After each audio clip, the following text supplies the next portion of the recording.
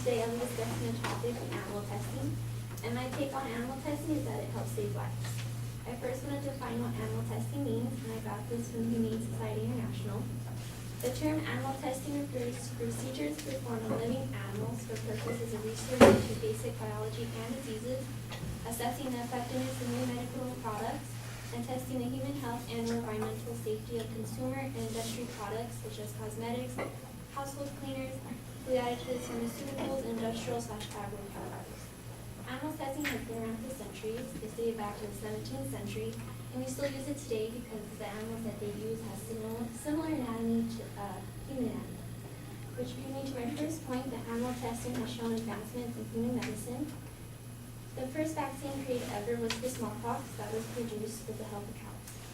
In an article written by Stephen Rydell in May 1796, Edward Jenner found a young dairymaid, Sarah Mills, who had fresh cowpox lesions on her hands and arms.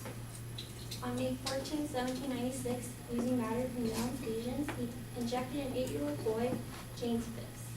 Subsequently, the boy developed mild fever and discomfort in the axilla. 9 days after the procedure, he felt cold and had lost his appetite. On the next day, he was much better, and in July 1796, Jenner injected the boy again, this time with matter from a fresh smallpox lesion, and no disease developed. That Jenner concluded that the protection was complete. Also, animal testing has developed the use of blood transfusions. I'm sure a lot of you have gotten or been to the blood drive and donated blood to help people. In an article written by Maya Mandel, the first successful blood transfusion recorded was performed by British physician Richard Lower in 1665, when he bled a dog almost to death and then revived the animal by transfusing blood from another dog via a tight artery. In the same article, in 1667, Jean-Baptiste Denis, who was a physician to King Louis, performed a transfusion of blood from an animal to a human. Denis transfused the blood from a sheep to a 15-year-old boy and later to a laborer, both of whom survived the transfusion. But animal testing doesn't only save human lives, they also save their own lives, which brings me to my second point, which animal testing has also shown advancements in animal medicine. Vaccine for rabies was created with the use of animal testing. In an article written by Hicks, T.J., E.R. Fuchs, and N. Johnson, it states that Louis Pasteur developed the earliest effective vaccine against rabies that was first used to treat a human bite victim on 6 July 1885. The method involved injecting the homogeneous, which is suspension of cell fragments, of the ARBV-infected rabbit spinal cord that had been dried progressively in sterile air. Initially, the recipient received a subcutaneous injection, which means it was applied under the skin, of the homogeneous that was fully inactivated. Also, another vaccine was created for anthrax. And anthrax, which I got from dictionary.com, is an infection, often fatal, disease of cattle, sheep, and other mammals. And it's transmitted to humans by contaminated wool, raw meat, and other animal products. And for the Center of Disease Control Prevention, in its experiment, Pasteur gave 25 animals 2 shots of anthrax vaccine he had created with fecal anthrax bacteria. After he gave both rounds of the vaccine to these animals, he injected them with live anthrax bacteria. He also injected live bacteria into 25 other animals that he had not been vaccinated. Each of the vaccinated animals survived, while the 25 that were not vaccinated died. My third point is the majority of products with chemicals are tested on animals before being marketed. Most of the products that are used are cosmetics, and cosmetics are tested to ensure safety and accurate labeling. In an article written by Ian Mergenham, cosmetic testing is usually focused on ensuring that a product does not harm a person's eyes and skin. It is also tested for overall toxicity and antitoxicity related to ultraviolet light. An example would be a product that contains retinol, which makes the person more susceptible to sun damage. While animal testing does sound inhumane, it does save lives.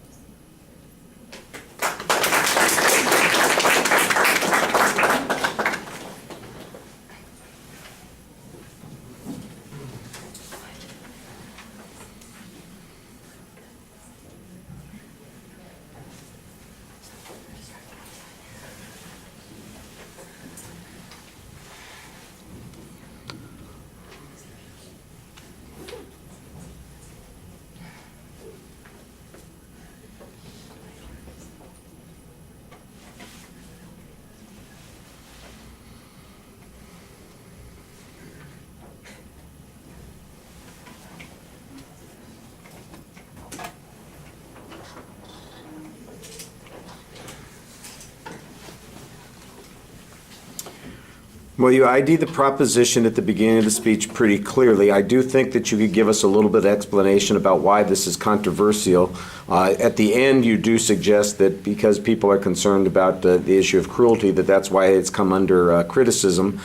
I think you could probably put that earlier in the speech to justify why we should be listening to this in the first place. There's not really a preview of what the supporting contents are going to be, so we're just going to have to go along with you as you go along, and that's probably not the best way to help the audience listen.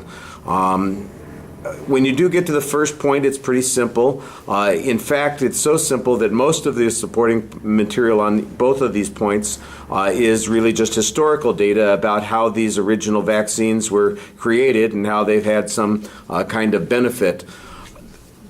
They are good stories. They're fine historical anecdotes. They're examples and pieces of factual data that prove your point. But I'm not exactly sure they're overwhelmingly convincing. For example, how many you could point out that smallpox has largely been eradicated, that anthrax has gone from being a significant destroyer of animals and human life to something that is mostly irrelevant. You could talk about how many lives are saved by blood transfusions every year. You could give us a little bit more substantive justification for the conclusions that you're presenting, and I think that would make your argument a lot stronger. As it is, it's a basically it's a basic explanation of what happened, and it sounds a little bit more like an informative speech than an argument because there's not really a lot of controversy on those particular points. Some people have suggested that animal research is not necessary anymore, that most of the advances that are taking place in research are largely a result of experiments in laboratories that don't involve animals, or that we use computer modeling to reach these conclusions. And so the controversy isn't whether or not it has had a benefit. I think that you established that, and I'm not sure that there's a lot of dispute on that. It's about whether or not we need to continue to use animals to do this research, whether or not we have something that's replaceable in this situation, and I think you missed that opportunity. The defense of the cosmetic testing is mostly just a definition of what the cosmetic testing is supposed to do. Again, there's not really any discussion about whether or not other means of testing are available, whether or not they're practical or as effective, and that's where the controversy is on the argument. So I think you need to kind of find the controversy a little bit more on this so that it's easier to tell why we're having this argument.